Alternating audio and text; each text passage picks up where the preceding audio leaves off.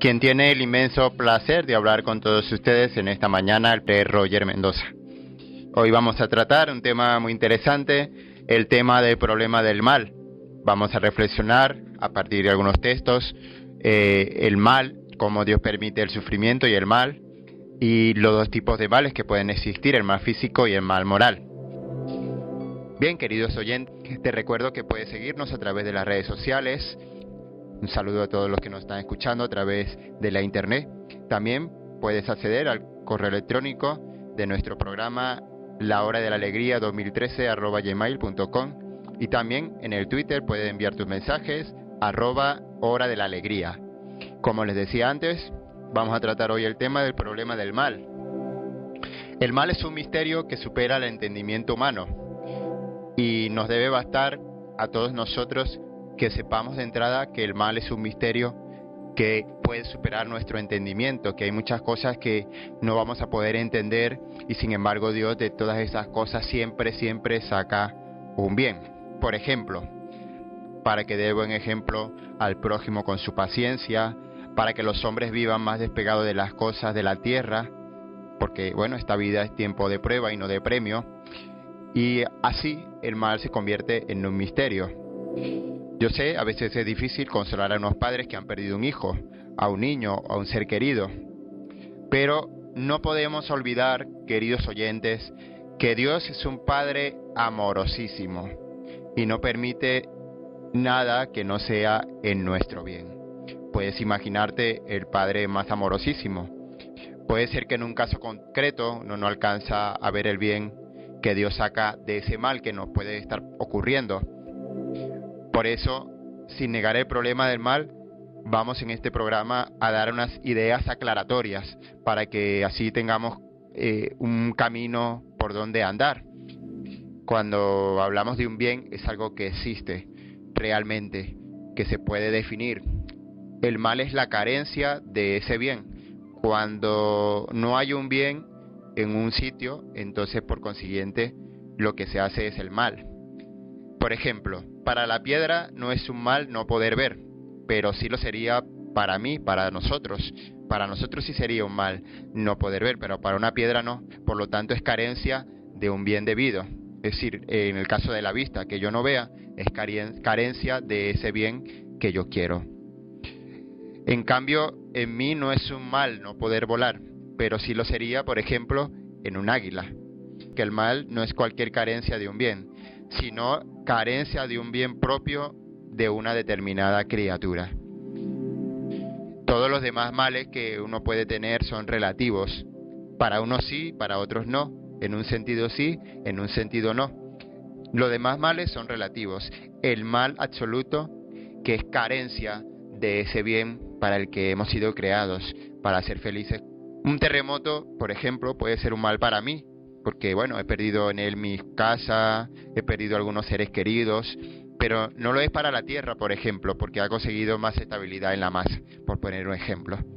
Una enfermedad es un mal para mí en el sentido que me hace sufrir, pero puede ser un bien. Por eso vamos a identificar dos tipos de males que son los que vamos a hablar en este programa. En primer lugar, el mal físico, y en segundo lugar, el mal moral. El mal físico. En el hombre el mal físico produce dolor. Son dos tipos de males, mal físico y mal moral.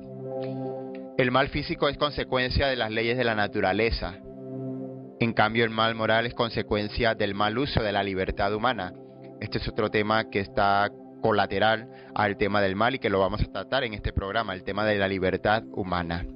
El mal moral, Dios no lo quiere, pero respeta la libertad del hombre. Entonces, para evitar el mal moral, tendría que quitar la libertad del hombre y eso no lo va a hacer. Luego, es importante que esto lo tengamos claro.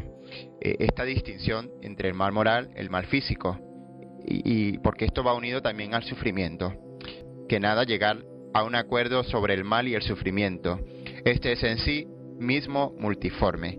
Generalmente se distingue el mal en sentido físico del mal en sentido moral. El mal moral se distingue del físico, sobre todo por comportar culpabilidad, por depender de la libre voluntad del hombre, y es siempre un mal de naturaleza espiritual. se distingue del mal físico, porque este último no incluye necesariamente y de modo directo la voluntad del hombre. Si bien esto no significa que no pueda estar causado por el hombre y ser efecto de su culpa. Bueno, que hay que distinguir en un sentido físico y en un sentido moral las cosas. Mal moral pues se distingue del físico y se comporta una culpabilidad en el mal moral porque depende de que el hombre con su libre voluntad, con su libre albedrío, entonces haga los actos. Mientras que el mal físico no incluye necesario la voluntad del hombre, aunque a veces puede pasar en algún momento que se dé eso. Bueno, el mal en sí mismo es multiforme, eso lo explicó y lo sigue explicando, ¿no? Generalmente hay que distinguir ese mal en sentido físico y ese mal en sentido moral. El mal físico es causado por el hombre a veces por la ignorancia o por la falta de cautela, a veces por descuido de las precauciones oportunas o incluso por acciones inoportunas y dañosas que presentan muchas formas.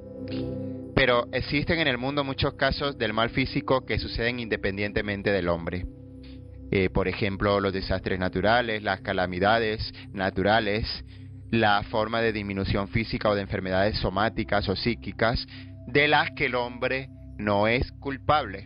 Esto es el punto clave y lo que hoy quiero que reflexionemos, ¿no? Que hay un mal físico que no depende tanto de nuestra libertad. Luego tocaremos el tema del mal moral porque ahí sí que entra nuestra libertad humana, nuestra libertad con la que nosotros hacemos las cosas.